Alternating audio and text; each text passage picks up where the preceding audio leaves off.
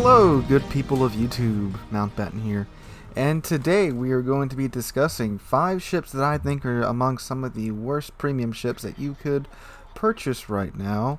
Now, there are certainly ships that are worse than these, and some of these ships are not really that bad, but there's just some other ships in game that kind of just make them kind of pointless, and that's more than a few ships on today's list. Before we get going, make sure you are checking your messages because I am on winner number 5 for the 3-year Tier 9 Premium Ship Giveaway Contest. The first 4 didn't respond to my in-game messages, and the 5th one, a day's gone by, and they have not responded yet either. So guys, make sure you're checking your in-game messages because you might just have a message there waiting from me saying that you won a giveaway, and a reminder that you do have 48 hours to respond to that message.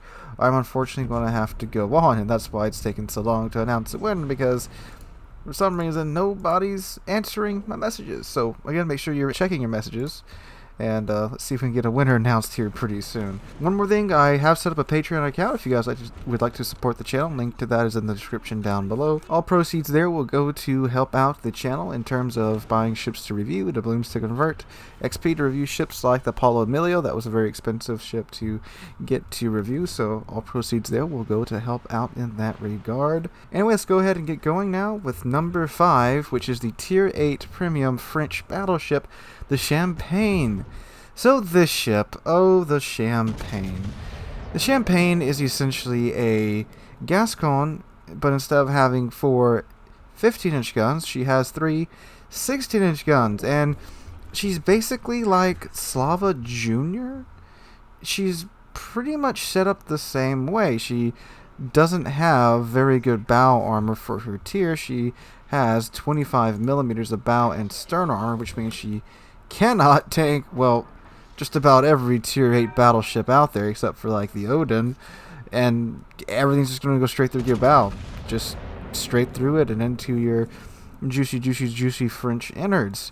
But she has very accurate guns at range, just like the Slava. It has the same gimmick as the Slava, but she only has 3 16-inch guns in the front and the back, which means that you have to show an awful lot of cheek in order to get all of your guns on target. And it's not like other Tier 8 ships that 99% of them have at least 2 turrets in the front to where you can get most of your guns on target. The Champagne, you gotta show a little side, or you're only going to have 1 gun on target. Not that it really matters, because you don't have the bow armor to tank anything, to tank any other Tier 8 PBs except for the Odin. So, I mean, the ship's armor is trash. And the way that the ship is played as the backline sniper isn't really that fun either. And it's just not that good of a ship. The 16-inch guns are nice, and they do have French velocities on these 16-inch guns, so when you do hit something, it does pack a punch. And yes, when you are top tier and you're in like a Tier 6 game, sure, there's plenty of ships there that you can overmatch their bows with your 16-inch gun, but that doesn't happen a whole lot with Tier 8 anymore. Tier 8 mostly gets either Tier 8 games or up-tiered games. Every now and then you'll get a Tier 6 game where you're top tier, and yeah, it's fine there. But in the vast majority of games that you're going to be in the Champagne, it's just not really worth it. It does have a speed boost, which is useful for running around the back of the map and trying to juke incoming shells, because again, you can't really tank anything.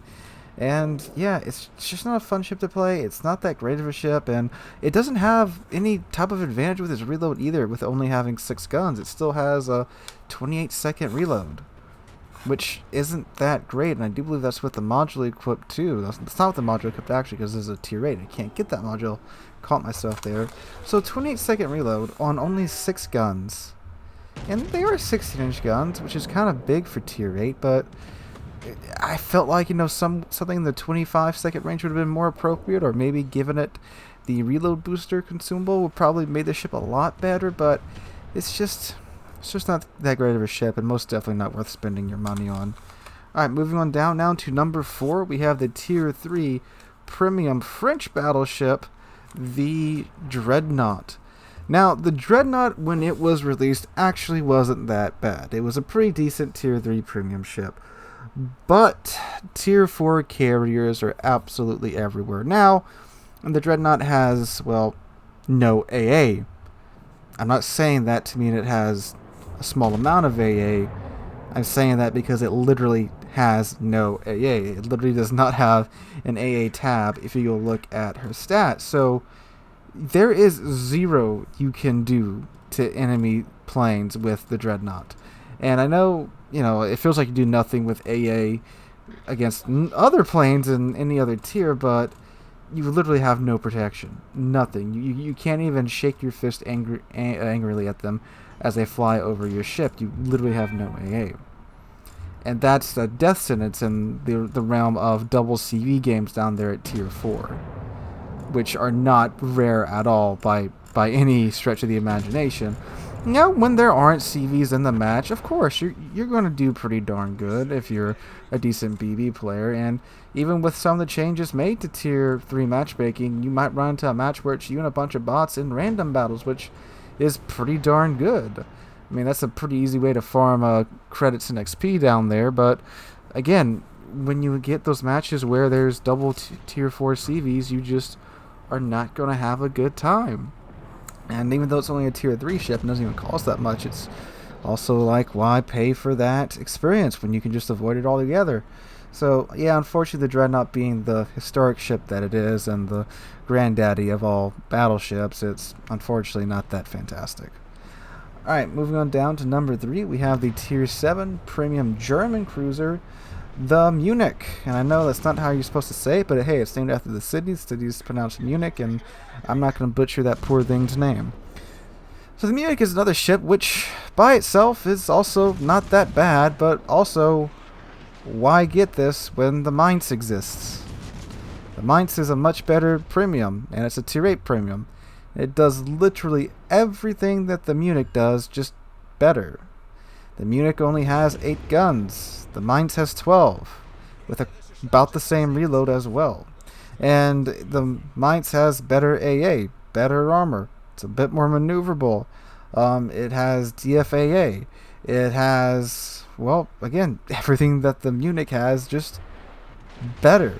Even the tech line ship is better than the Munich. And of course, since the tech line ship is free, you don't have to pay for it. The York's a free ship. You don't got to pay for it, and it does the same thing that the Munich does, just better. So why, again, pay for something where you can get an alternative to it that does the exact same thing, but better, or pay a little bit more for it because, it is a premium ship, and you're having to spend a tier 7 premium ship, so around $30 for it, when you could just cough up a little bit more cash, and you can get the Mainz, which is among the best premium ships out there today. So unfortunately for the Munich, it's not a matter of it's a crappy ship, because it's really not that terrible. It's just, why? Again, like with the Dreadnought, why pay for this experience when you could take your money and go elsewhere and have a better experience than what you get with the Munich? Alright, moving on down now to number 2, we have the Tier 8 Premium French battleship, the Gascon. Now, the Gascon, oh boy, did I want this to be a good ship when it originally came out. Unfortunately, it is not. Now, the Gascon does actually have a few things going for it. It does have the speed boost, which is always nice to have on a battleship. And it actually does have a fairly quick cooldown time on its heal and damage con. It gets that quick 38-second cooldown time on both its heal and its damage con, which is the same as the Massachusetts. So you definitely have that going for it. But in every other regards, the ship isn't that great. You get 4 15-inch guns on the front turret and the rear turret, and yep, it's set up like a Graf Spee again. It's Super Spee Jr. And the best way to summarize the Gascon is it's got everything that the Republic has, but just none of the benefits. It's set up just like the Republic, but it gets none of the benefits. It still has a 30-second reload on her main battery guns. Well, a 28-second reload. Might as well be a 30-second reload. And her guns are fairly inaccurate like the Republic's are, but it doesn't get that sweet low 20s reload. So it's like, okay, well, I've got 4 guns on my bow or stern. So if I want to bow tank, which at least with the Gascon, unlike the Champagne, you can bow tank, because you can't do that on the Champagne. So you can at least bow tank, but then you only got 4 guns in play, and they have a 28-second reload time, and you can't equip the reload module at tier 8, so you're stuck with a 28-second reload unless you eat damage and you have Adrenaline Rush, which, well, everybody has that. The secondaries, I mean, believe it or not, you can actually get them out fairly far, and they are fairly good on the surface, but they're French secondaries, so they're not that fantastic. You know, the turrets die extremely quickly because the Germans were the only ones that decide to armor their turrets. They don't have the pins that the German secondaries do. They do reload fairly fast. You have the 100mm guns reloading in 3.8 seconds. Then you have the 152s reloading in 11 seconds. And if you, of course, if you build into that, you can get those reload times down. But I mean, they don't have the pins. They do have a decent chance of starting a fire, but I mean, with the way higher tier is, if you're not a German battleship with pretty darn good armor on your secondaries are going to get annihilated in a couple of rounds of HE. It doesn't really have that good of AA, but again, nothing really has that fantastic of AA nowadays. And again, just like the Gascon, just like the Champagne, to get all your guns on target, you gotta show a little bit of ankle. Now, granted, you do have the speed boost to keep your ship moving and keep it out of the way, which is the best way to play this ship. Again, just always on the move, trying to avoid getting blapped. But for the money, you can buy Massachusetts, a much better ship. And the Gascon, I mean, the guns are so inaccurate, and that long reload time on just 8 guns really does suck. And they are French 15-inch guns with French velocity, so when something does slip up and show you broadside and your shells connect, you'll do a good bit of damage. But other than that, the ship, I don't even really know what the ship is supposed to be. Is it supposed to be a brawling battleship, but it's got pretty terrible armor for that? Is it supposed to be a sniping battleship, but it's got pretty terrible accuracy for that? I mean, it's got the French baguette armor, so you do have that going for it. And I mean, I don't know what this ship is supposed to be. It's the Gascon. That's all it is, and in my opinion, it's not really that great of a ship. Alright, moving on down to number 1, we have the Haagi, the Tier 5 Premium Japanese Cruiser. So, just like with the Munich on this list, the Haagi is another case of why get this when just about every single alternative to it is better. So the Haagi is actually going to be featured in the upcoming Dockyard event. So if you do have it, it's not that great of a ship, but you should most definitely hold on to it, because if you have it and you're going for the Hizen in the Dockyard event, they're giving away Haagi for one of the completion rewards for one of the building stages. And if you already have it, they'll be giving you 4,000 doubloons. Now, the ship's only worth 5,000 doubloons, but with 4,000 doubloons, you can buy a phase or 2 of the Dockyard, or again, just get 4,000 doubloons for essentially free. Now, Haagi is, let's just say, a underwhelming ship, to say the least. Especially when you have, the Furitaka, one of the best Tier 5 cruisers in the game, as the tech line alternative to the ship. And it has the same guns as the Furitaka, but they're so much smaller. Instead of getting the excellent 203s that the Furitaka gets, you get 6 152s. And they have a 9-second reload time, a 7.5% chance of starting a fire on a target base, and again, you only have 6 of them. So a 9-second reload time with a 7.5 chance of starting a fire on a Tier 5 ship, which you can see Tier 7 ships. That's not that great. I believe in the match you should be watching now, I think I set 1 fire, and I landed over 70 shell hits in this match. And now that I'm really thinking back on it, I don't think I even set a fire. Maybe, I can't remember for sure, but you should see in the video right now if I did.